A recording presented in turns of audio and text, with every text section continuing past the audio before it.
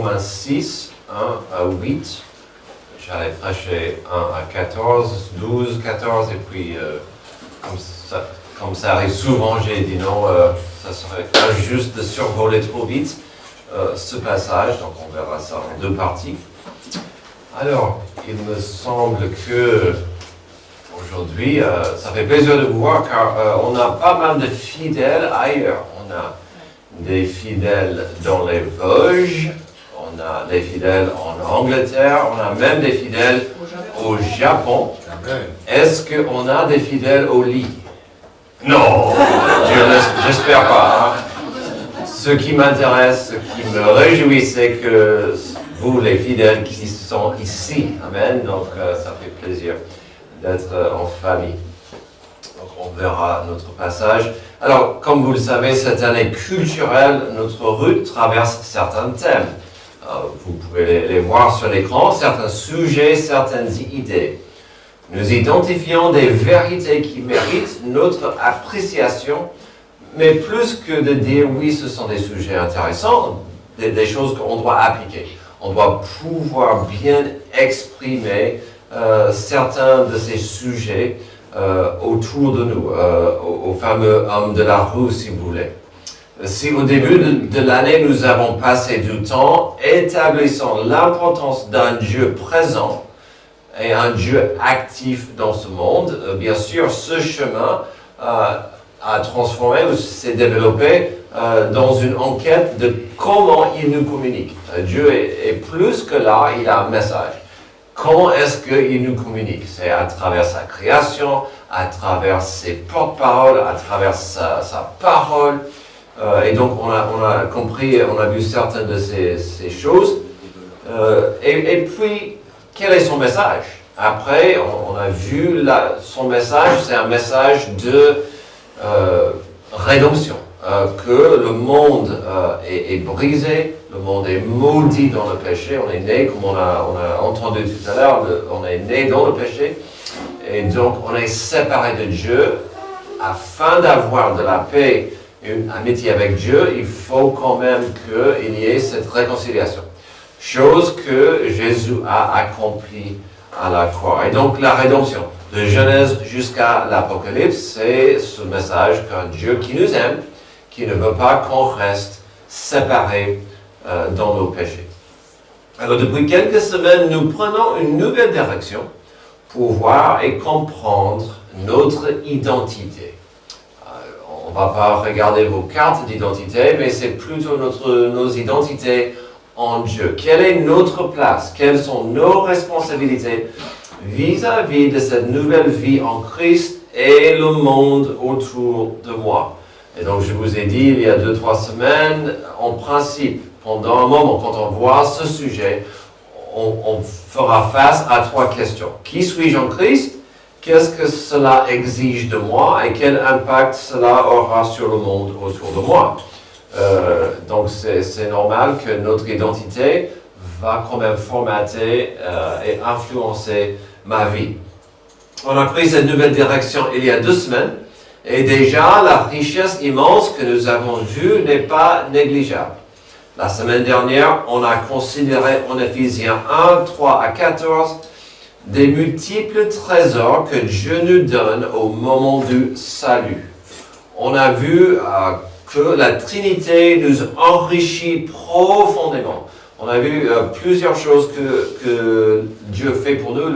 Le Père nous a choisis et il nous a adoptés. C'est Jésus qui nous sauve, qui nous réconcilie. On est co-héritiers avec lui. Et on a vu que le Saint-Esprit, il nous scelle, il nous donne le signe qu'on appartient à Dieu. Et puis, il y a 2 semaines, on a vu au 2 Corinthiens 5 que la grâce de Dieu nous donne une réconciliation et l'opportunité de vivre aujourd'hui pour lui, malgré notre passé. Si quelqu'un est en Christ, il est une nouvelle créature, les choses anciennes sont passées, voici toutes choses sont devenues nouvelles.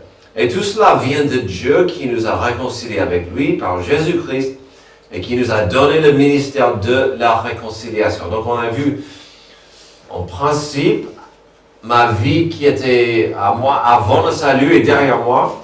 Les choses sont nouvelles et je dois quand même être un porte-parole, un émissaire, on a vu, de cette grâce. On va voir cette idée profondément aujourd'hui. Est-ce que ma vie ancienne est vraiment derrière moi? Est-ce que j'arrive à marcher dans une nouveauté de vie? Alors, lorsqu'on considère qu'avant le salut de Dieu, avant le don miraculeux de la nouvelle naissance, nous étions considérés morts. On a parlé de ça tout à l'heure. On est nés tous pécheurs. Au niveau spirituel, on est morts. C'est un peu morbide, mais c'est en fait comment la Bible l'explique.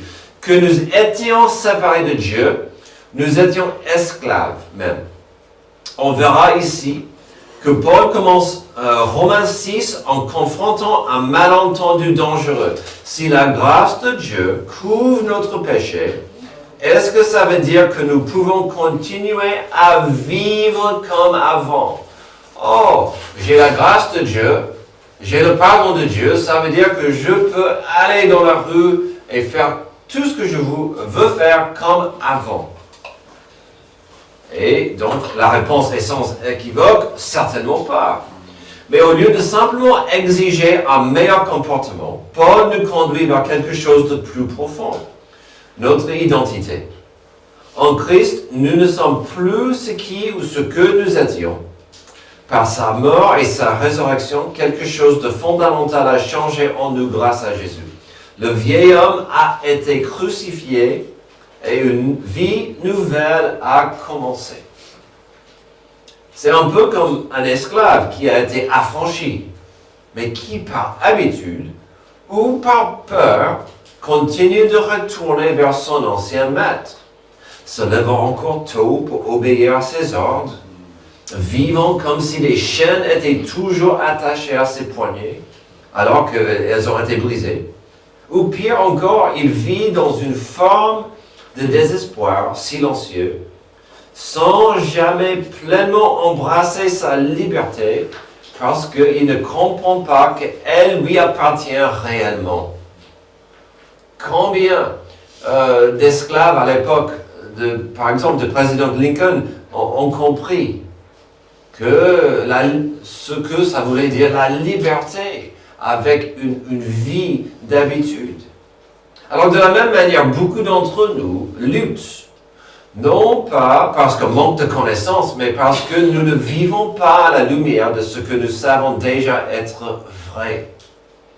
Romains 6, 1, 8 nous appelle à nous souvenir et à mettre en pratique notre position en Jésus-Christ. À nous considérer comme morts au péché, mais vivants pour Dieu. La vie chrétienne ne consiste pas à faire plus d'efforts pour devenir quelqu'un de nouveau. Elle consiste à vivre la réalité de ce que nous sommes déjà en Christ. Est-ce qu'on comprend qui nous sommes? Est-ce qu'on vit comme ça? Donc, vivre libre, ce que la grâce rend possible. D'abord, voyons les deux premiers versets qui nous sautent aux yeux avec une question rhétorique suivie par une réfutation immédiate. Ce verset est souvent cité, et pourquoi pas, c'est tellement clair. Puis après, on découvrira les deux premières vérités capitales de notre passage pour une vie abondante en Dieu. Donc, versets 1 et 2, que dirons-nous donc? Demeurerons-nous dans le péché afin que la grâce abonde? Loin de là, nous qui sommes morts au péché, comment vivrions-nous encore dans le péché? Un des problèmes ou défis de commencer notre sermon ici au chapitre 6, c'est qu'on ne voit pas que pendant les chapitres précédents, Paul parlait il expliquait l'importance de la justification. Donc jusqu'ici, Paul a expliqué la justification. Quand on comprend cela, le début du chapitre 6 devient plus clair et même nécessaire. C'est quoi la justification? C'est quand l'enfant adoptif de Dieu devient tel, il accepte le salut et Dieu le justifie. Il est saint, il devient un enfant adoptif de Dieu, il a cette nouvelle naissance, il est juste. Dieu le voit juste. Mais il a toute une vie de devenir plus comme Jésus-Christ. Et donc ça, c'est la sanctification. De marcher, de grandir, de suivre Jésus, de devenir plus comme Jésus. Et donc, ayant expliqué la justification, maintenant, Paul va dire, si je vous ai encouragé que vous êtes justifiés, quand même, il faut que vous travaillez sur la sanctification. Il faut mettre tout ça en pratique pour devenir plus comme Jésus. Et donc, on va voir certaines de ces vérités. Après des chapitres riches sur la justification, maintenant, Paul pivote vers la sanctification, puisqu'il vient de dire, il n'est pas concevable de vivre dans le péché, de vivre dans la rébellion. Maintenant, on verra la très bonne nouvelle sur une question de mort et de vie. En fait, on verra l'importance de passer de la mort à la vie. Verset 3. Ignorez-vous que nous tous qui avons été baptisés en Jésus-Christ, c'est en sa mort que nous avons été baptisés. Nous avons donc été ensevelis avec lui par le baptême en sa mort, afin que, comme Christ est ressuscité des morts de la gloire du Père, de même nous aussi, nous marchions en nouveauté de vie. Il dit, on peut maintenant passer de la mort à la vie. Mais comment? Comment ça peut arriver? Romains 6 est vraiment le chapitre phare pour parler du baptême. Quand je parle aux candidats du baptême, j'invoque le chapitre 6. Quand je prends quelqu'un, un candidat sous les eaux du baptême pendant 40 secondes pour vérifier qu'ils sont sérieux. Non, même pas. N'ayez pas peur, pasteur. Non, c'était pas si mal que ça. Sylvie, Priscilla, vous êtes... je vous ai tenu pas si longtemps que ça. Voilà, donc, non, mais avant de le faire, je cite souvent Romains 6, parce que Paul parle du baptême, sa signification. Et on verra ça. Mais dans sa brillance et son élégance, l'apôtre Paul fera deux choses ici à la fois. On verra la beauté des symboles, l'imagerie du baptême de l'eau, mais au niveau de la vérité spirituelle, il va parler du baptême du Saint-Esprit. Le baptême du Saint-Esprit, c'est l'œuvre par laquelle Dieu fait entrer le croyant en communion avec Christ et avec les autres croyants au sein du corps de Christ au moment du salut. Et donc, Paul va mettre ensemble le baptême de l'eau et le baptême du Saint-Esprit pour expliquer ce qui arrive quand on devient chrétien. C'est pourquoi nous trouverons ici tant de références et de mots qui concernent et qui parlent de la mort et la vie. Si vous êtes un enfant adoptif de Dieu, si vous êtes sauvé, si vous avez reçu la nouvelle naissance, ce miracle arrive dans un clin d'œil, dans un instant. Pour que cela arrive, il faut qu'il y ait certaines choses qui arrivent en même temps. Vous comprenez le salut, mais il y a quelque chose qui arrive en même moment. On a une personne qui comprend son besoin d'accepter le salut de Dieu. Il a la foi que Jésus-Christ est mort à sa place et il a le désir d'accepter dans la repentance et dans la foi le salut. Donc la foi monte et le salut descend. Et Dieu dit, si vous acceptez par la foi ce que Jésus a fait à la croix, boum, à ce moment, le salut. La personne est née de nouveau, c'est magnifique. C'est merveilleux. Mais au moment du salut, de la nouvelle naissance, lorsqu'on passe de la mort spirituelle à la vie spirituelle, on peut constater ici quelques vérités qui arrivent dans le moment. C'est là, au verset 3 et 4. Le baptême du Saint-Esprit veut dire que Dieu nous voit baptisés dans la mort de Jésus-Christ. C'est incroyable ce passage. Dieu nous voit en ce moment dans la mort de Jésus. Il nous voit, on est baptisés dans la mort avec Jésus. Sa mort était pour ma vie. Son sacrifice était pour mon salut. J'étais déjà mort spirituellement parlant et la mort de Jésus ainsi que sa résurrection était pour moi la seule œuvre salvatrice possible. Il n'y a pas d'autre façon d'arriver au ciel, d'avoir la paix avec Dieu, c'est d'accepter Jésus, ce qu'il a fait à la croix. Mais à ce moment, Dieu me fait descendre dans la mort de Jésus. C'est profond, c'est énorme, mais on doit saisir la vérité spirituelle du verset 3 et 4. Notre vie spirituelle commence avec la mort et l'ensevelissement de Jésus. Lui, le sacrifice innocent, le sacrifice parfait est mort pour nous. Il devait mourir tandis que nous étions déjà morts. C'est puissant ça. Il devait être enseveli afin de nous sauver du désespoir de notre cimetière spirituel. C'est magnifique ça. Jésus devait être enseveli pour me sauver de mon cimetière.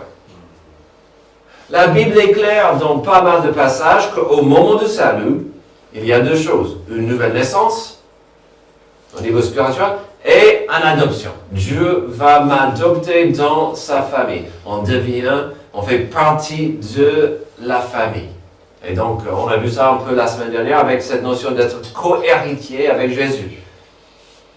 Mais ici, ce passage nous bénit avec encore plus d'images et de vérité sur ce qui arrive lorsque Dieu nous sauve. Le salut est simple. On ne doit pas le faire compliqué.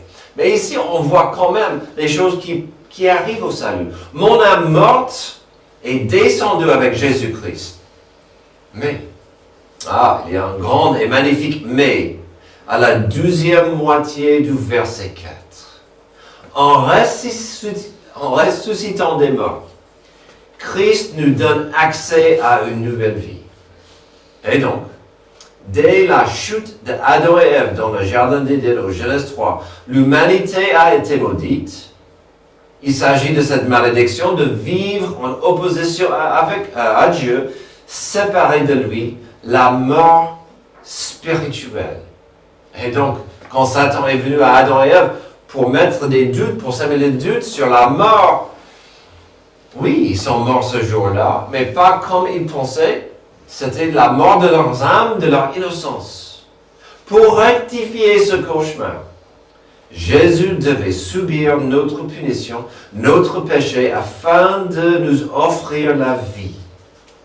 C'est pourquoi la fin du verset 4 termine avec la notion de marcher, d'avancer, de progresser en nouveauté de vie. Christ est ressuscité des morts par la gloire du Père. De même, nous aussi, nous marchons en nouveauté de vie. Beaucoup de pasteurs, quand la personne sort de l'eau, pendant un baptême, ils vont dire, pour marcher en nouveauté de vie. Galates 2:20 est un verset excellent à voir en parallèle ici. J'ai été crucifié avec Christ, ce n'est plus moi qui vis. C'est Christ qui vit en moi et ce que je vis maintenant dans mon corps, je le vis dans la foi au Fils de Dieu qui m'a aimé et qui s'est donné lui-même pour moi. J'ai été crucifié avec Christ. C'est une image forte, une image qu'on oublie parfois. Et une image que la Bible nous exhorte de ne jamais oublier. Quelle est mon identité? Est-ce que c'est quelqu'un trop occupé pour penser à mon Sauveur, au Saint-Esprit qui habite en moi? Ou est-ce que je comprends que, au moment de mon salut, ma vie ancienne était crucifiée et enterrée avec Jésus? Ce que nous verrons dans ce passage, aujourd'hui et la semaine prochaine, c'est que la vie est possible, aujourd'hui et demain, de vivre pleinement. On verra plusieurs mots, on verra plusieurs valeurs, mais ce que j'aimerais que vous reteniez aujourd'hui, c'est le mot vivre. De vivre pleinement. On peut vivre. On doit vivre pour Dieu. On doit vivre pleinement. Il est possible. La grâce donnée à l'humanité, la grâce donnée à vous et à moi, a donné la possibilité de passer de la mort à la vie. Mais ce n'est pas tout. Ensuite, on verra qu'elle donne une deuxième image. une deuxième possibilité, une deuxième vérité. Encore, pourquoi? Afin de marcher, d'avancer, de progresser. Découvrons la possibilité ensuite de passer de la captivité à la liberté. On a vu de la mort à la vie, maintenant c'est la même chose, sur un angle différent, de la captivité à la liberté. En effet, si nous sommes devenus une même plante avec lui, par la conformité à sa mort, nous le serons aussi par la conformité à sa résurrection. Sachant que notre vieil homme a été crucifié avec lui, afin que le corps du péché fût détruit pour que nous ne soyons plus esclaves du péché. Car celui qui est mort est libre du péché.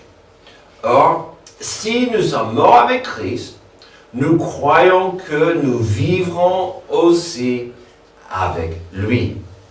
Et donc, on voit, Paul a pris, il va prendre ces mêmes vérités, ces mêmes valeurs, il va appliquer à cette vérité de la captivité du péché et la liberté de la grâce. On a vu qu'au niveau spirituel, quand Jésus était mort et enseveli, nous étions morts avec lui. On a vu ça, la mort spirituelle, on est crucifié avec Jésus. Si ce n'était pas pour la joie et la victoire de la Pâque, la résurrection, on n'aurait pas de futur. On n'aurait pas d'opportunité à vraiment vivre. On n'aurait pas de victoire. Mais que dit le verset 5? Par la conformité à sa résurrection, on peut marcher, on peut avancer, on peut progresser dans la liberté. Parce qu'au moment du salut, à l'instant de la nouvelle naissance, on est, dans ces mots, on est greffé avec lui. On est greffé dans cette plante. On est greffé dans ce corps. Et donc c'est magnifique ce qu'on voit ici. Ou comme c'est exprimé au verset 5, on est devenu la même plante aussi avec notre Sauveur.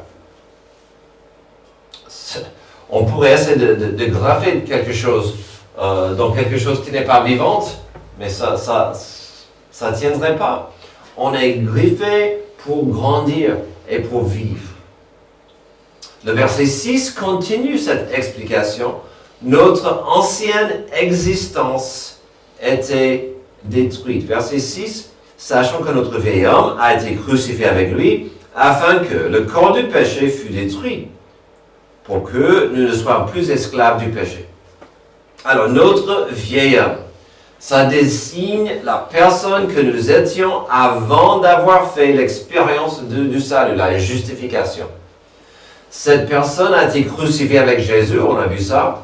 Cette personne est désormais morte. Elle n'existe plus telle qu'elle était autrefois. Alors, sans aller chercher d'autres passages et d'en faire une étude biblique sur la différence, il y a une différence entre le vieil homme et la nature pécheresse, c'est deux choses différentes. Sachez ici, dans notre passage, que ça parle de la mort du vieil homme. La personne qui était perdue, sans une vie spirituelle, et puis a été transformée par la grâce de Dieu et son salut. Donc ma vie, au moment du salut, j'ai été crucifié avec Jésus, ma vie ancienne est morte, et puis je sors en nouveauté de vie, plus captif. Néanmoins, il existe la tentation et le danger d'adopter ces anciennes caractéristiques. Si nous choisissons de le faire, le croyant n'est plus la même personne qu'il était avant la justification, mais va-t-il vivre dans cette vérité? Il faut qu'on comprenne, on n'est pas la même personne. Je ne suis plus esclave au péché, mais parfois, il est trop simple d'en revenir. L'ancien moi était crucifié et enseveli avec Jésus. Le verset 6 retentit joyeusement que cela m'a rendu libre. Avant la nouvelle naissance, au niveau spirituel, j'étais mort. Avant la nouvelle naissance, au niveau corporel, j'étais esclave au péché. La grâce de Dieu nous libère du péché. on est plus enchaîné et emprisonné par ce maître cruel. Ironiquement, le combat incessant contre le péché n'est que terminé quand on est mort. Je ne sais pas si vous avez constaté ça au verset 7, car celui qui est mort est libre du péché. Est-ce que vous en avez marre du péché? Il faut mourir. C'est un combat. C'est un combat. Un jour, quand je quitte ce corps, cette planète, cette vie terrestre, je serai libre du péché qui m'entoure et qui m'obsède avec ses tentations. Et ironiquement, au verset 7, on pourrait dire que Paul encore fait une double allusion, une image spirituelle et physique par rapport à la mort. Heureusement, vous êtes morts en Christ, mais pour échapper à la présence du péché, il faut mourir. Mais on peut vivre, comme j'ai dit tout à l'heure. Enfin bref, une ironie forte et belle ici, c'est qu'on ne peut pas vivre sans la mort. On ne peut pas vivre cette vie sans la mort. La mort de Jésus-Christ à ma place, et puis la mort de ma vie ancienne avec lui, et puis on doit être mort à ce qui nous tenait esclaves avant. Ne ratons pas l'importance du verset 7, surtout vis-à-vis de l'esclavage du péché, car celui qui est mort est libre du péché. Est-ce que des esclaves portaient dans leur corps des séquelles, des marques, des blessures et des cicatrices de leur ancienne vie? C'est clair. Certes, mais devaient-ils rester dans cette vie? Non. La liberté les a affranchis. Ils portaient des blessures, des séquelles, des habitudes, mais ce n'était plus leur identité. C'est ça la vérité que nous devons accepter ici. Terminons au verset 8. Et bien sûr, ça va en harmonie avec tout cela. Or, si nous sommes morts avec Christ, nous croyons que nous vivrons aussi avec lui. Il y a toujours de l'espoir ici. Il parle beaucoup de la mort, mais il parle beaucoup de la vie, de l'espoir. La clé ici, bien sûr, c'est le mot « vivront ». Verset 8. Nous vivrons aussi avec lui. Je vous l'ai dit tout à l'heure. Si vous captez rien d'autre de ce passage, sachez qu'on peut vivre. On doit vivre aujourd'hui, correctement. La beauté du passage, l'importance du passage, l'élan du passage, tout ce que nous avons vu jusqu'ici existe afin que nous voyions, mais mieux, appliquions la liberté dans notre vie. De ne plus vivre comme avant, de ne plus vivre dans le péché, de ne plus vivre dans nos anciennes habitudes et actions. Mais pour en arriver là, il faut connaître et comprendre la vérité. On ne peut pas vivre correctement si on ne comprend pas la vérité de qui nous sommes. On ne peut pas séparer la vérité de qui nous sommes en Christ de comment on veut vivre aujourd'hui. On ne peut pas séparer la compréhension de ce que Jésus a gagné pour nous à la croix et de ne pas l'appliquer dans notre attitude, nos actions, nos habitudes. Et donc ici, on voit la parole explique avec clarté et puissance que l'on peut passer de la captivité à la liberté. Heureusement, je n'ai pas besoin de mériter ma place au ciel.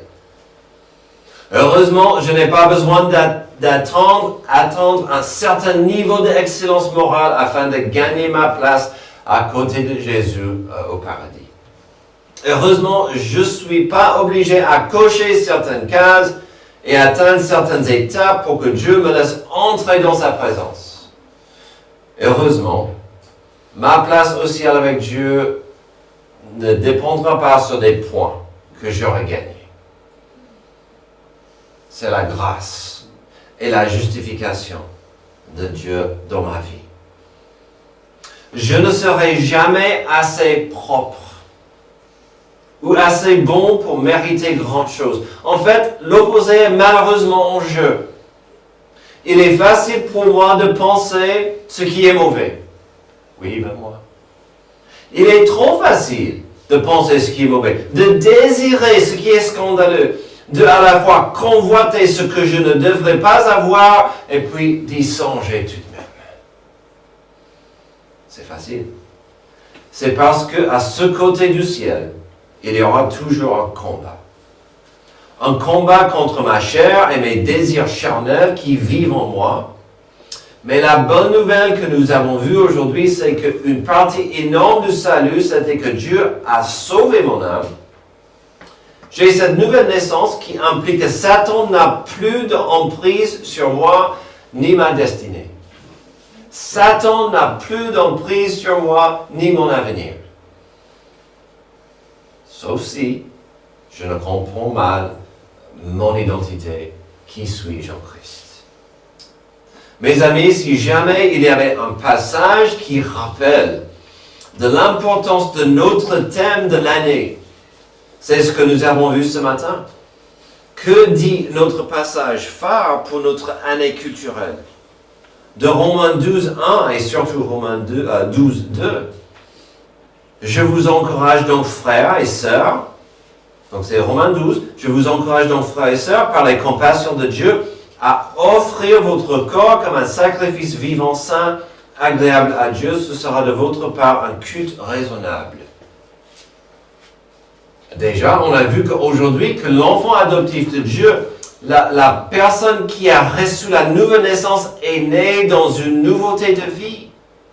Avec Jésus-Christ, le ressuscité, cette personne, avec sa vie, pourrait l'offrir vivante à Dieu pour le service, ce qui serait considéré comme un culte raisonnable.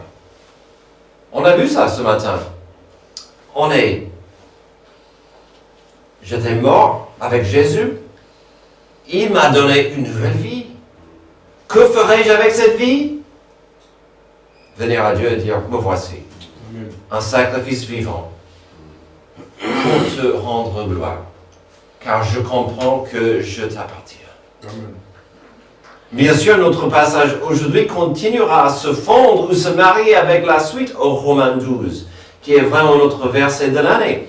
Ne vous conformez pas au monde actuel, mais soyez transformés par le renouvellement de l'intelligence afin de discerner quelle est la volonté de Dieu, ce qui est bon, agréable et parfait. Combien de gens oublient ou choisissent de ne plus être conformés par l'intelligence à ce que Dieu veut vis-à-vis de leur identité. Oh, je ne sais pas, j'arrive pas. Aujourd'hui, notre passage toujours implore à ce qu'on ne se conforme pas au monde actuel, mais que l'on soit transformé par le renouvellement de l'intelligence. Et aujourd'hui, qu'avons-nous reçu comme leçon ou vérité d'apprentissage? Que par la grâce de Dieu, le salut de Dieu nous bénit avec deux bénédictions profondes et puissantes. Qu'on a passé de la mort à la vie et de la captivité à la liberté. Terminons avec une citation que j'ai vue cette semaine d'un théologien et auteur. La vie chrétienne dépend de l'apprentissage chrétien. Donc, on doit apprendre. Toujours. Le devoir repose toujours sur la doctrine. Si Satan parvient à maintenir un chrétien dans l'ignorance, il peut le rendre impuissant. Je vais relire. La vie chrétienne dépend de l'apprentissage chrétien. Le devoir repose toujours sur la doctrine. Si Satan parvient à maintenir un chrétien dans l'ignorance, il peut le rendre impuissant. Donc la nécessité de renouveler notre esprit correctement. Notre monde est rempli de chrétiens impuissants. Pas parce qu'ils sont mauvais, mais parce qu'ils ne comprennent pas la richesse et la puissance de leur identité en Christ. Je sais que certains disent, je n'arrive pas à vivre correctement pour Dieu. Ou, je n'arrive pas à gagner contre certains péchés. Ou certaines habitudes, mes péchés mignons, ou des faiblesses trop fortes. Ce que nous avons vu ici, Et ce que nous devons appliquer, c'est que Dieu voudrait nous orienter vers la vérité. La vérité de qui nous sommes en Jésus-Christ. Nous sommes vainqueurs. Nous sommes vivants en Jésus-Christ. L'exhortation de Jésus-Christ reste puissamment devant nous en Matthieu 5. Vous êtes le sel de la terre. Mais si le sel perd sa saveur, avec quoi la lui rendra-t-on? Il ne sert plus qu'à être jeté dehors et piétiné par les hommes. Vous êtes la lumière du monde. Une ville située sur une montagne ne peut pas être cachée. Et on n'allume pas non plus une lampe pour la mettre sous un seau, mais on la met sur son support et elle éclaire tous ceux qui sont dans la maison. Que, de la même manière, votre lumière brille devant les hommes, afin qu'ils voient votre belle manière d'agir et qu'ainsi ils célèbrent la gloire de votre Père Céleste. Ici, on voit des gens vivants et libres. C'est la volonté de Dieu pour nous. Prions. Merci Dieu pour ce passage en Romains 6 qui nous rappelle que la vie est possible. Une vie libre est possible. Mais il faut qu'on comprenne la mort. Il faut comprendre notre ancienne vie d'esclavage et captivité.